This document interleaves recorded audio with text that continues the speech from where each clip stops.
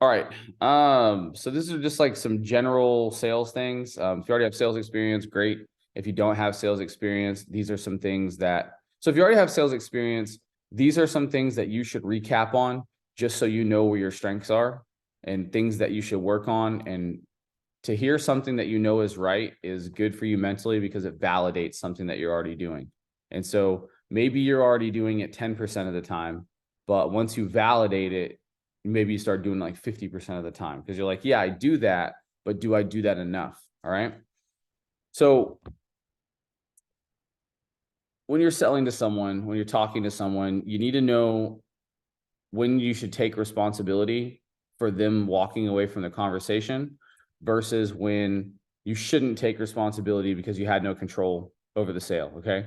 So cold sales, right? When we're first getting to meet someone and first get to talk to them, if they don't give you the time of the day, there's not really any reason for you to take any sort of offense over to it, right?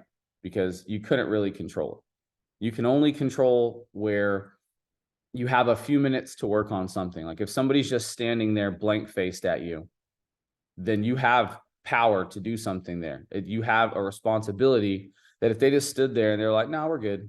It's whatever. But you didn't really overcome anything, then that's on you. Okay. So if they're just like, no, we're good, and they close the door, there's not really like a whole lot that could have been done there. So those are the things you have to make sure to not take personal in the situations where you couldn't have done something differently and gotten a different result. Okay. Some people answer the door just to be a dick and close it on you. It's just what it is. All right. But the other ones, the ones that will give you a couple minutes to talk, if they'll give you 30 seconds to talk and then they turn and leave when you say roof, that was on you. You shouldn't have said roof so soon. If they're willing to stand there and then you're actually the one that leaves first, then that's 100% on you because they were still standing there waiting on a better offer. You just never gave it to them. So make sure that you're working on the types of things that are coming out in your 7 seconds to grab attention, 14 seconds to hold it, 21 seconds to keep it, 30 seconds for them to decide whether they're interested or not. You've got about 30 seconds. All right. So that's usually why I tell a story. And I usually tell a story about how I'm helping someone or a story that says what benefits them. And I'm about to go over that in a second too, because this should be pretty helpful. Okay. People shop for two reasons. They shop price. They don't trust you. Okay. So if they don't trust you, they're going to say, give me a price. They're going to hold you firm on that. Or you haven't answered a question that maybe they didn't even know yet. All right. So when someone says, give me a price, you want to make sure that you've got the trust built. And if they're like, yeah, okay, that all sounds great, but just give me a price. Okay. That's a straight up trust thing. All right. They like what you're saying. They find some value in it, but it wasn't enough to really like tick the box off for them. Okay. So make sure that whenever you come up with that you've established that there's trust there. You always have to validate, right? Give me a price as an objection.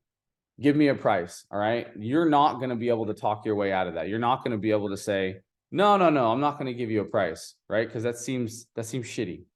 So you're going to have to give them a price, even if it's a ballpark. So validate their objection. Okay, perfect. I'm going to give you a price. No problem. I'll get you one right now. All right. It's going to be like 30K. Can you give me something a little bit more concrete? Yeah, sure. Let's sit here and let's type something up right now. That brings me to this point real quick. In the sales connector, we'll go over sales connector in a second.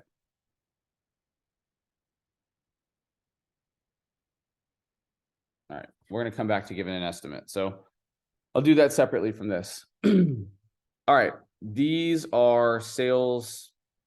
I don't want to call them tips and tricks. They're kind of like the basics of sales. These are the things that, these are just some of the basic things that you need to know. Okay. So if you come across salesy, you are not getting that deal. Okay.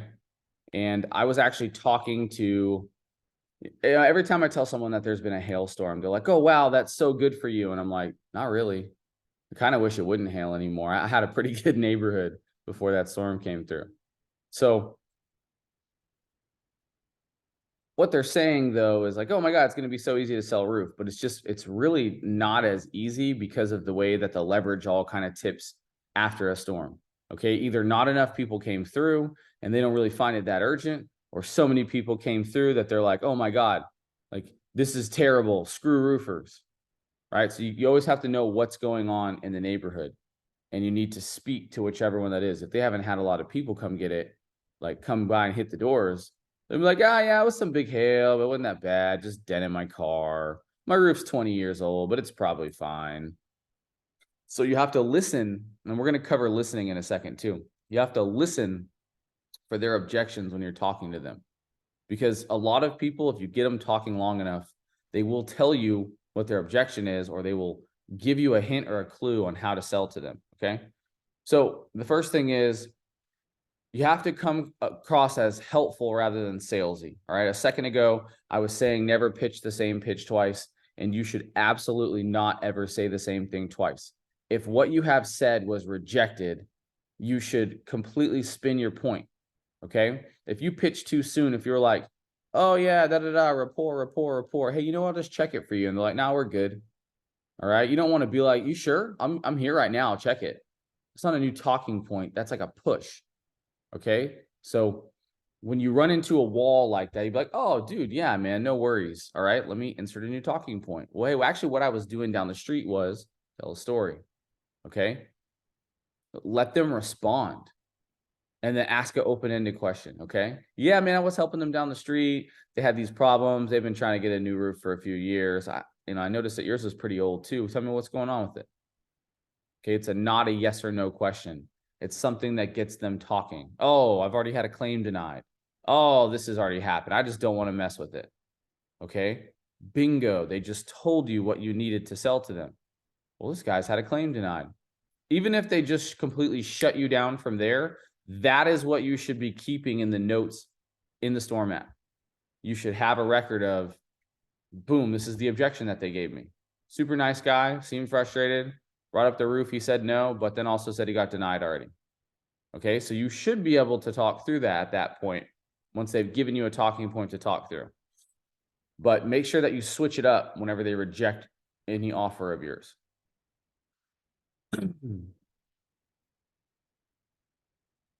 Okay, once you enter your new talking point, you're going to chat with them about that for a few minutes. Hopefully, you're going to exchange some information. They're going to tell you maybe a key to something. They're going to give you an objection. They're going to let you know why they didn't do it or a problem that happened in the past. And this is huge.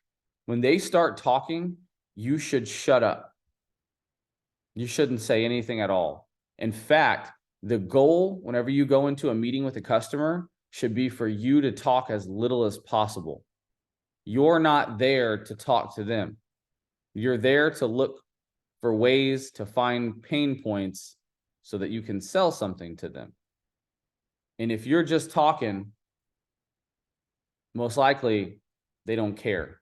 All right. A lot of times I find that before, when I was talking to a prospect, I'd be like talking. They'd be like, yeah, okay, man. Well, that's cool. But I never really listened to what they were saying.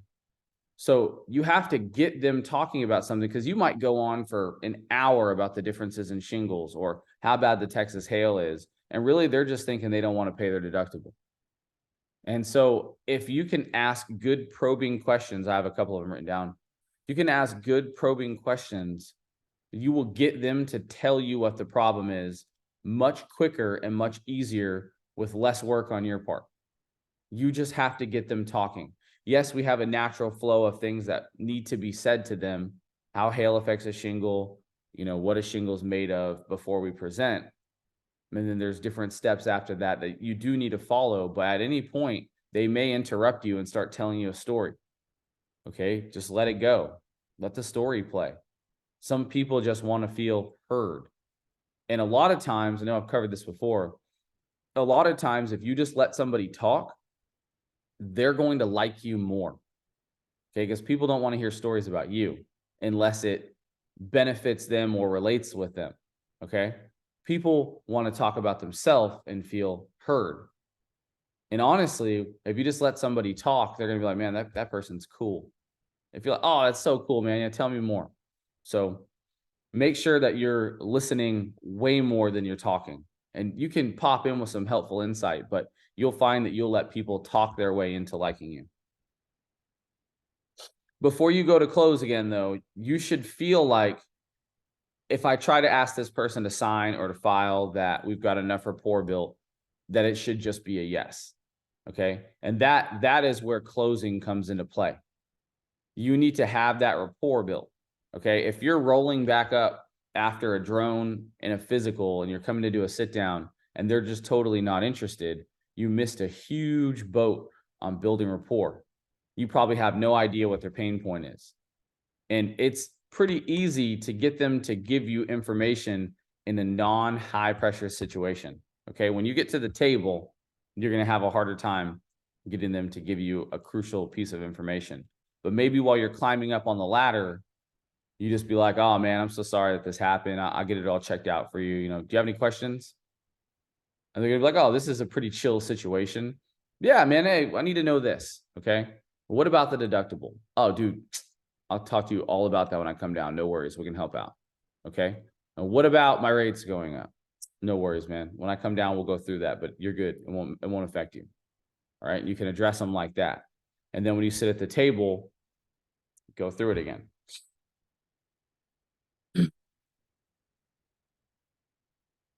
All right. I covered this a little bit, but going into sales is all about relationships. Okay. You need to take the time to connect with someone before trying to pitch them. If you try to connect, or if you try to pitch to them too soon, it's self-serving. They can feel it. They know what's going on and they're just not down with it. So you got to make sure that everything that you're doing is there to benefit them. Okay. Never about how anything benefits you, only about how it ever benefits them. So if someone says, oh, you guys are making a ton of money off this, you got to be like, hey, look, man, check it out. We definitely are in business, to make money, but our main service is helping people. So we're obviously going to make money off of it because this is what we do all day. But my goal is to make sure that you come out of it with XYZ. Okay. So just spin it back around. Okay. Always keep the focus on them. All right. So if you take the time to connect with someone before trying to pitch to them, it shows genuineness and people are drawn by that. Okay. So let them know that you're there to help them and then back that up with your actions. People actually get really offended when they only think that you're there to make money. And that's why a lot of times they are all pissy, especially after a fresh storm. So like, this guy's trying to make money off me. Surely you guys have been to a mall or like Costco or Sam's where they have the people in there trying to sell you stuff while you're walking around. Yes. Does anybody else walk completely around the AT&T guy? Because when I see them there, I'm like, right? Not for any other reason. I could shut them down quick, right? I could hurt their feelings quick, but it's like, why? I try to approach a couple of them and see if they want another job, but they never did. So it's not really worth my time going over there. Or I'll do this. I'm on the phone right now, bro. Right? Nobody wants to be sold. Nobody wants someone to come to you and sell you something. Most people want to feel like that they're pretty good negotiators. And some people know that they're not good negotiators and that they'll get hustled if they talk to you. Okay. So that's when that being genuine part comes out. Now in the store, the mall reference, I don't really feel like anyone ever has a chance to do that because that interaction is so small that in a period of time, they could be like, oh, hey, that's a cool shirt. And you stop and they're like, you want perfume? And it's like, you seemed nice for a second. So fortunately though, at the door, we have a way greater opportunity. Ryan was telling me that he goes and mentions people's plants because he knows all the names of them. Okay. Well, he's got time to have a 10 or 15-minute conversation. So that's pretty clutch, right? You go mention something about it and they're like, oh yeah, I don't even know who this guy is, but I'm fixing to have a conversation because I know the name of that too. Okay. So you guys have a lot of time to be able to do that stuff. So make sure that you spend a lot of time on rapport because that one single little line makes them feel like if they have nice plants in their front yard, obviously they care about it. Okay. You don't just wake up with nice plants in your front yard. In fact, you wake up with dead nice plants in your front yard if you don't take really good care of them. So that is an easy in to be able to name something and they'll probably know what it is. Okay. And then if they hit you back with, oh yeah, I don't know, the gardener does that. All right. It'd be a good time to be like, oh, that's awesome. I used to do that. Here's 3 tips for you. Okay. Before you ever try to talk to them about anything else. It's an easy way to have a really good conversation with someone because now you're just dropping information to them. And I've had people before where I've like started giving them information about something else that they were doing. And I was like, hey, I see you're putting a floor in. You don't want to use that one right there. You want to send that back and go get this one. And they're like, oh, wait, why? And I'm like, yeah, I'm like, because this one, this benefit, scratches, waterproof, that. And I'm like, here, grab a pen. I'll give you the names of some. And they're like, oh, yeah, thank you. And they'll write it down. And I'm like, but anyway, what I'm doing here is I'm actually just flying a drone for a couple of the neighbors behind you. You guys been checked out, in the last 4 months since that storm? Oh, no, we haven't.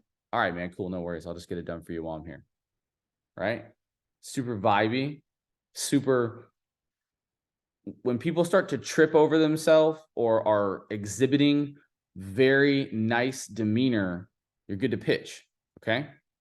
If they're cold and guarded and protected and don't really want to talk to you, you want to make sure to work on that. Because yes, you can hustle an inspection, but the less rapport you have, the longer you're going to spend time following up with them and chasing them. So you want to make sure that you have a lot of really good rapport built with them before you pitch, because you can pitch. And I'll tell you what, if you pitch and you're like, hey, yeah, okay, cool, I'll check it out. And they're like, okay, that's fine. And they give you a name and they're like, here's my email, just send it to me. All right. What you can do is you can go, oh shit, I did a really bad job of building rapport here. Or maybe I just didn't have a chance to. It's not always your fault. Sometimes they'll be slightly interested and they won't want to talk to you. Pressure is the most built up when being sold something. Okay, so most likely what's going on is they feel like they're being sold something. So when they're like, my name's Teresa. Here's my email. No phone number. Okay. No big deal, right? So don't just completely brush it off. Hey, that's no problem at all, okay? Awesome. I'll get you taken care of, okay? Do you have any concerns before I do this? And then boom, start to build a rapport. All right. So you've got information. Technically, you've gotten the sale for the moment, okay? And you could just put your phone away. And you're like, okay, great, we'll get you taken care of. And they're like, oh, good, this guy's gonna go away. And then boom, with the questions, okay? Then you hit them for the open-ended questions. Yeah, I've got, this one going back on here. There's been some issues back here. These people have been trying to get a roof for like 3 years. A couple of the other neighbors asked me to check, but I don't expect to find very much. What's going on with yours? Have you had any issues out of it? And then ask questions that they cannot just say yes, no to. Okay. And once the perceived sale is put away, they're going to be twice as likely to start talking with you. Okay. They're not going to just give you their name and their email and brush you off. So spend that time to build that rapport. All right. You should be able to build it. If you can't build it up front, build it on the back end, but make sure that you build it in there somewhere. All right.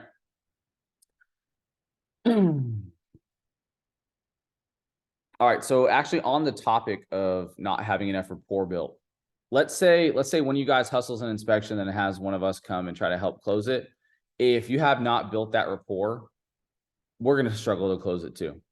Okay. It's going to be really hard for us to come in and try to build rapport on the backside on a second meeting with someone that we've never even met, and especially no less to try to get the close. So you guys make sure that y'all are setting yourselves up for success. But also, if you want one of us to come help you, that's cool. Just make sure that you're setting us up to help you be successful too. All right. Sometimes there's people with really difficult situations or questions. We'll definitely come help, but make sure that you guys establish all the rapport you can. Rapport should be pretty much what you're selling. All right. So how do we build rapport? Right. I'm just sitting here saying it. You guys have a pretty good idea for how to build rapport besides the open-ended questions I already gave you? Good. I'll give you some more. Yeah. All right. I'll give you some more ways to build rapport. Okay. Active listening. All right. I could give you a lot of different examples, but you walk into a car dealership and they're like, what car do you want? You're like, hold on, Tiger. I'm just looking. Right. And they're like, but you came to a car dealership, right? And it's just a really like greasy situation where they never feel understood. They may push you off with an objection, but the second that they voice any kind of concern issue, problem, anything that's ever come up in the past, that's when you need to be listening. Okay. You need to listen intensely. You need to let them know that you're listening. You need to make good eye contact. Okay. You need to be like, oh my God, I'm so sorry that happened to you. Oh man, yeah, contractors are terrible. I really apologize for that. Whatever they're saying, you need to actively listen, engage, make eye contact, maybe repeat back a couple of the last 3 words of what they said. Y'all listen for this. Listen to how many people will wait for you to tell a story. And then when you say like, oh yeah, and then this big ice storm came, and they'll go, oh yeah, and then this big ice storm came. It's like they internally can sense when you're coming to the end of your thought and they repeat back the last 3 words to make you feel like that they know what you're talking about. All right. And I have tested this as like a psychological social test where when somebody repeats back 3 words to me, I will roast them. All right. And they're like, yeah, the ice storm. And I'm like, oh, yeah. I'm like, do you know what dates that was? And they're like, oh, and it just jars them completely. All right. Don't do that. That's just me trying to do social experiments to figure out if they actually know or if they're repeating it back. But what they do is they repeat back the last 3 words to let you know not only are they actively listening, but also that they agree with you. Okay. So I don't think a lot of people catch that when it happens. So you guys feel free to hop in and chime in with the last couple words. Okay. When somebody is telling you a story or expressing a pain point, they want to feel understood. If you want to build massive amounts of rapport, you need to let people know that you understand them and that you assimilate and you have sympathy and empathy. All of that. Because if they feel like you think the same way as them, they're going to like you. And people buy from people that they know, like, and trust. Okay. They don't get to trust you until they feel like y'all are on the same page. We're like, yeah, I had a horrible experience with a contractor. You know, he's one of those I don't take deductible peoples. And you're like, oh my God, one of those guys. I promise I'll definitely make sure to take your deductible. You know, we make sure to do everything right unless you decide to take anything off. So don't worry, you know, we keep it all 100 here. And they're like, oh, okay. Well, I said I don't like people that don't take deductibles. They said that they don't like them either and that they take deductibles. And then they gave another helpful piece of information. All right. That makes me feel like I'm right here and then they're also right here. Okay. People are looking to do business with people that they know, like, and trust. You're not going to get them to know you in 15 minutes, but you can get them to like you in 15 minutes. And then once you get them to like you, you can start to get them to know you through what? Active listening. Because people feel warm and fuzzy when they feel like you're listening to them rather talking at them. Nobody wants to be talked at. Nobody wants to be sold. Nobody wants to be talked at. They want to be listened to and understood. So you need to be listening and understanding and finding a way to connect with them over what they're saying. And that is like the eternal bond of building relationships, which is also the same thing that helps in sales. Right. And so if you're not already super strong there, you need to know where you need to draw your attention to so you can become super strong there. And it's really just listening and letting people know you vibe with them and agreeing with them. And that's why I say, don't ever disagree with somebody, even if you disagree with somebody. If somebody says, I hate May, yeah, no, nobody likes May, right? It's hot. But this happens, that's cool. You agreed with them, but also gave another piece of information. So just make sure that you are vibing with people because this is what will make it click for you guys. Where people are like, you know what? I like that guy. I feel like we've had really good conversations, mostly just them talking to you. Okay, very, very easy. But I want you guys to start incorporating this. All right, so asking open-ended questions is asking open-ended questions and then giving them your undivided attention. Okay, that means you shouldn't have the phone out. All right, that means you shouldn't be, if you're writing notes, you need to be like, I'm sorry, I'm just writing notes about what you're saying right now. Okay. Let them know that you are completely and actively engaged in exactly what it is that they are saying to you. You can use nonverbal cues like nodding your head when they speak, let them know that you're fully invested in what they're saying. People can sense when you're waiting to talk over them. So if you come up with a good talking point while they're talking, you need to write it down. And it's best to not write it down on a phone, because for some reason people get offended when you're on the phone. Like if I don't have a notepad with me and they said something and I'm like, oh, hey, I got to write a note down about that. Hold on. I will interrupt them just to be like, yes, I'm writing a note about that. Hold on. We'll come back to that. Right. But I'll clarify what I'm doing so they don't ever feel like this guy's checking his phone to leave. All right. Don't ever check your watch either. That's a really offensive thing to do to someone when they're telling a story. All right. So you've got to look interested in their conversation, even if you're not. So many conversations I have had, I have not cared to have the conversation, but I knew that if I just listened to them for 5 minutes and agreed with them, I was going to have some rapport built. Right. And now I can build rapport in like 15 or 20 minutes. But it still takes me 15 or 20 minutes to build rapport with somebody.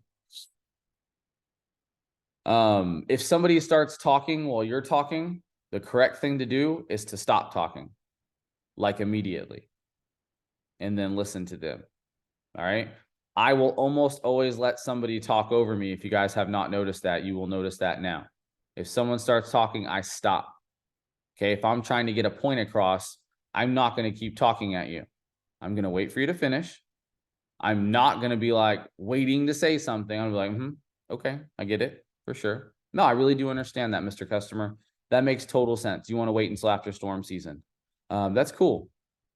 But did you know that with the new roof, it actually lasts like really well through storms?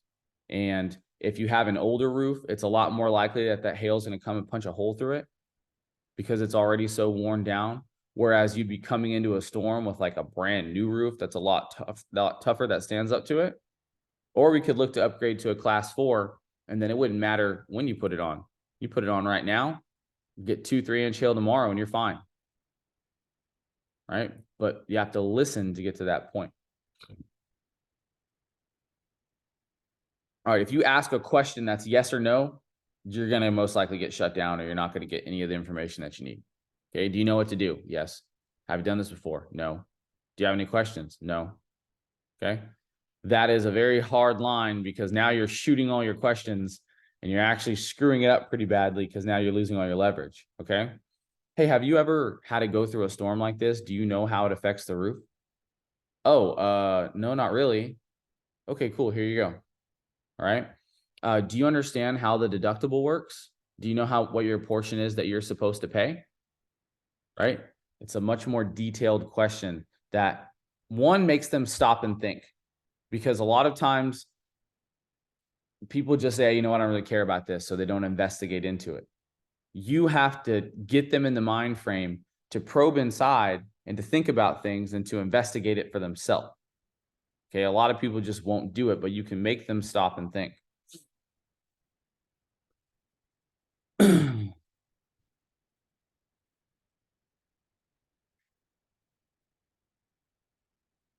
All right.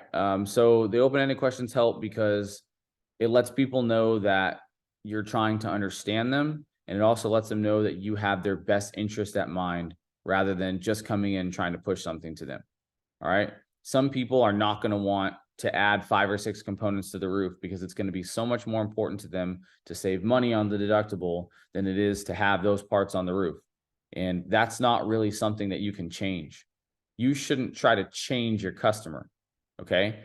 If they're on the fence about how something gets done, you can sway them in a direction. You can skew things into going into something that's better for them, but you shouldn't try to force them to change their mind. Okay. Outline what it looks like. If it's going to cut the warranty down, let them know, hey, if you don't put this on, it's going to cut down your warranty, and then let them decide if they want to do it or not. But don't try to change their mind. Try to listen to them and advise based off what they're saying. And then how, this is a big one, how it will affect them if they do or don't add something. Okay. If they're like, we're going to wait till after storm season. Hey, I totally understand you're going to wait till after storm season. That's fine. You can do that. It's your house. Let me tell you what normally happens. People end up waiting until after storm season, and then they forget about it. And then it could take a little while for this to start to leak, because here's what a shingle's made of, and here's how hail affects it, and here's what that damage looks like over a month, 2 months, 3 months, 6 months. Okay. So if you wait, you might not get covered because you might have waited too long. Okay. Do you know how long? You know what? Actually, grab your policy real fast and we'll actually check out and see how long you have to file. Because it should tell you in there how long you have before you have to file the claim, before they don't have to count it. And you can talk them through it.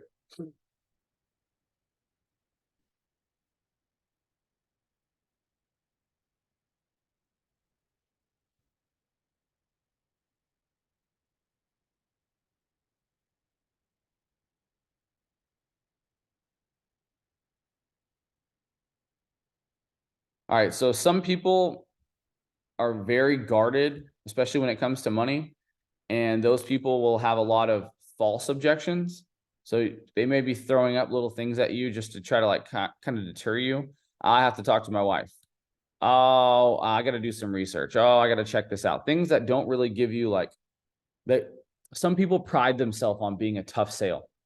Okay. They want to control the ball 100%, or they want to feel like they completely controlled the process. And so when you run across someone like that, you're going to have a hard time being able to get far with them because they're going to be wanting to control the process. And so you've got to completely, I have no idea what that is. You've got to completely let them take control and then figure out what it is that they want. So you could just level with them too. Like, hey, okay, obviously you know what you're doing here. Tell me what it is that you want. All right. I don't want to waste a lot of my time or your time. What is it that you're looking for? And you can just cut to the chase. All right. So here's some probing questions. How old is the roof? How many storms have you had here? How long do you think the roof should last? How long do you think yours has left? Have a lot of your neighbors gotten roofs already? Oh, why do you think that is? You noticed your insurance going up? Why do you think that is? Are you planning to sell your house anytime soon? All right. What that does is that kind of puts it in the mind frame. Either yes or no, you can deal with that question. If they say, yeah, we don't want to mess with the roof, we're going to be selling it soon. And be like, well, with the hail damage I've seen in here, it's not really going to be possible. And actually, if you wait much longer, it might not get covered through the insurance because you might have waited too long. So you can not do anything about it and wait till they call it out an inspection. But you know what? I tell you what, let's do this. I'll check and see if it's got enough damage for you that an inspector might miss it. And if an inspector will miss it, then you can decide if you want to handle it or not. All right. I'll check it for you quick. Give me a sec. And you can totally vibe with them on what they're saying. Agree with the objection, and then also spin it so you're agreeing, and that actually helps them out. Okay. You're going to do something helpful to them. And that's how you'll win that over from it not being such a sale. Do you know what a shingle is made of? How hail affects it? And then I don't know if you guys have any others to add to that, but I'm sure there are. It's just points to get them to start talking. Okay. Points for them to see that maybe they don't actually know what they're doing and maybe they don't fully understand, that they're on the right page with it without telling them, hey, you just don't know what you're doing. People are looking to see you come from a place of service rather than selfishness. Okay. So when you're trying to get somebody on board who may not be engaged, you need to sell the benefits. Okay. Remember, people are selfish. We only care what's in it for us. So sell the benefits. How does this benefit them? Okay. Why would they get a new roof? Lower the insurance, not have to deal with leaks. Okay. To put this problem away for a while. So you want to be selling the benefits to them. Hey, did you know the insurance rates are going up because you have an old roof? Oh, here, I can help you with that. Let me check it out and see if you've got enough damage to get a new one. A new one will lower rates. Okay. Another huge benefit is getting it replaced while the insurance will still pay for it. That is probably the biggest benefit because they may be thinking they didn't need it. And now you put it into a mind frame of it's not that they didn't need it. It's that if you wait much longer, you're going to be paying for it. And that usually seems to draw some attention and get people interested. All right. Once you create a problem, you're already there. So you are the go-to person for this solution. Okay. You can start to sweeten the deal by following through the process and towards the end, when you already have some intrigue, you can mention the following. How long do you plan to live in this house? What if I could promise that for the entire time frame, you never had to worry about the roof again? All right. That eases a pain. Would saving money on your insurance premiums be something that you cared about? That's a pain. Okay. And then you can also tell a story of what you've done for another client and all the different things that were on their scope and how you increase the value of their house, $30,000, $40,000, $50,000. Okay. So make sure that you're speaking about them, not about you. And then if you guys run into someone who is just a difficult person to deal with or really keeps stalling the process, like it's okay to move on. All right. If you guys have someone that you just really feel like after like 3 or 4 interactions, like you're not getting anywhere, like y'all just let it go and make sure to not waste time on the wrong place. I noticed that some newer people waste time in the wrong place, following up with the wrong people who are the ones that the best way I've been able to tell is that the people that talk a lot and don't move forward with the steps are usually the ones that are there to kind of waste your time. All right, so that's what I had on that.